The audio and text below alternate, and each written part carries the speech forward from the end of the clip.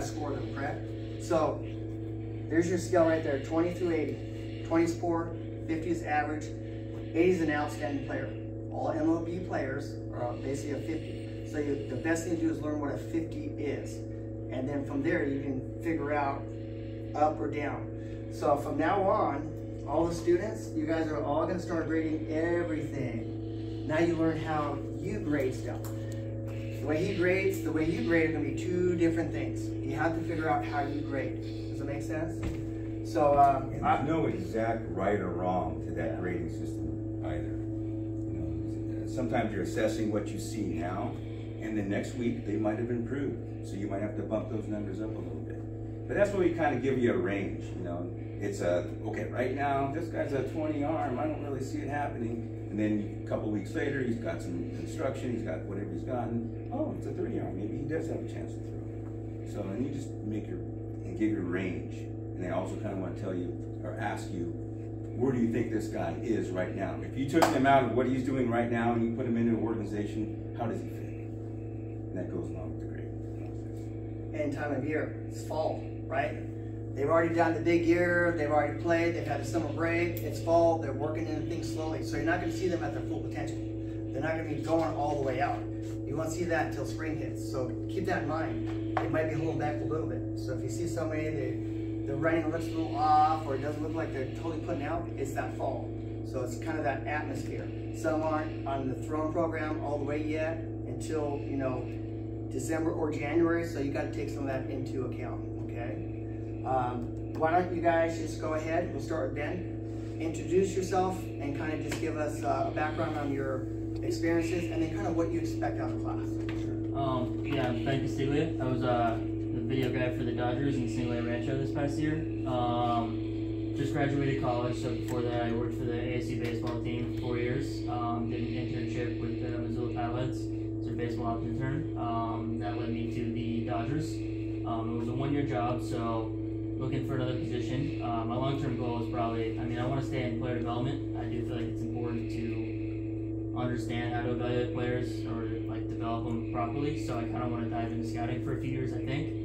If not, just right into player development. But I'm looking forward to just getting a better baseline for how to evaluate like amateurs versus pros and whatnot.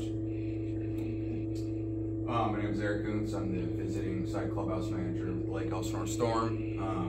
I've also been coaching high school ball in the area for the past 15 years, mainly at Lakeside, but I've bounced around to a few other schools. I think that I excel in building relationships and communication and creating environments for people to succeed. It's something that I take pride in. I feel that my leadership qualities are something that excel in any environment that I'm put in, and I'm able to adapt quickly, which is again something I take pride in. I'm looking to network as much as possible and gain as much information as I can, because right now I'm in the clubhouse side of things, but I'm very open to what that could lead to. I just want to see what information I could gather and the relationships I can build and help myself and those around me as much as I can along my journey. You said some key things there, like relationships and all that kind of stuff. That's what scouting is all about, to be honest. And to be honest, it's with parents, it's with the players, it's with coaches. You know, all of that feeds right into your wheelhouse and where you want to be. Well, that's why I'm so grateful for my opportunity to be in the clubhouse, and Ben got to see me kind of in that. That's my environment, where I excel. I'm always a confident person in life, but when I step in that clubhouse, that's my area. Right? You know what I'm saying? Oh, I do. That is where I really feel the most at home, and am able to build those relationships and really be a leader of taking those boys into being men. Absolutely. And understanding what we're really doing here. Yeah. This is all fun and games, and you get a whole bunch of money at some point, but really understand what you're doing here. Yes. You're putting your character out there in front of all these people. You want it to be right. 100%. Don't be out there and being a jerk and doing stupid stuff. No, you know, I mean, especially with like Lakeside, we got 7, 8 coaches out there, right? And sure. I can look and see that we got lots of guys that are capable of teaching the physical skills, right? Yep. So I try to then be malleable and fill in the gaps that need to be filled, right? With the life lessons and the things that are going to translate beyond the game. So most of everybody's problems is right in between this right here. That's it. They got the physical skills. They're big leaguers. Yep. They're just not big leaguers right now. And when you get that to them, they take off. Try to tell my kids that stop worrying about being consistent with your results right now. Yeah. Be consistent with how you handle the inconsistency of those results, and that's what's going to take you, right? And learn from it. Yeah. Learn from it. Don't let that drag you down. Yeah. You know, get inspired from that. Okay, I know the things I have to continue to do to stay at that level. Absolutely. It's not. And then also relying that it's not for everybody. But just because I didn't make it to the big leagues as a baseball player, maybe I'm a big league doctor, or maybe I'm a big league truck driver or something. You could still be in the big leagues. Professional something. Exactly. Yeah. Exactly. You could still make it to the big leagues. It doesn't have to be in baseball. Yes. And still having fun. If you're not having fun, then don't do it. Sometimes they take that fun out of it though.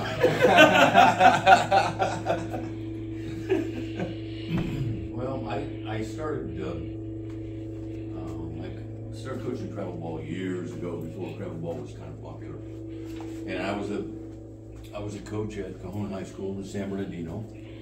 I coached with Joel Escobar, who was a scout for the Blue Jays. After that, I kind of developed,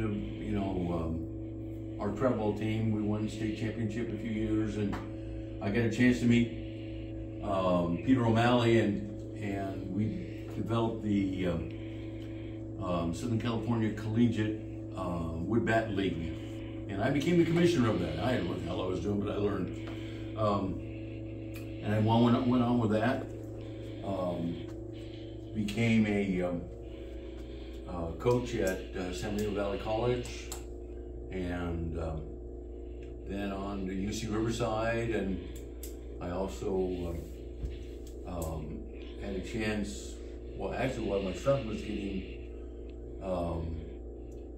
scouted for a college scholarship, had a chance to meet Al Campanis, and over the next few years got a good relationship with him and worked with the Dodgers in scouting in Dominican Republic and in Mexico, and then later, after Al was left his job at the Dodgers, we did a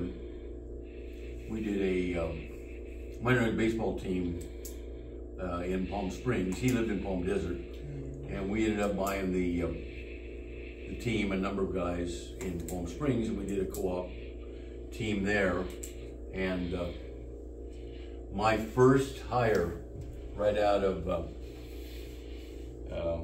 University of Iowa was Chris Haydock. Chris Haydock is now Executive Director of International Player Development for Major League Baseball. He started with a guy that knew nothing about baseball and learned how to evaluate, went with Campanis and I on developing players and, scouting and those kind of things. Ended up moving up all the lists through Major League Baseball, and now he's the #1 guy in international player development. So, this whole thing is kind of like a family. Yeah. And, Village. See, he still made it to the big leagues. Yeah, he did. He made it to the big leagues where you can make a lot of money. Right. All the time. Right. Right.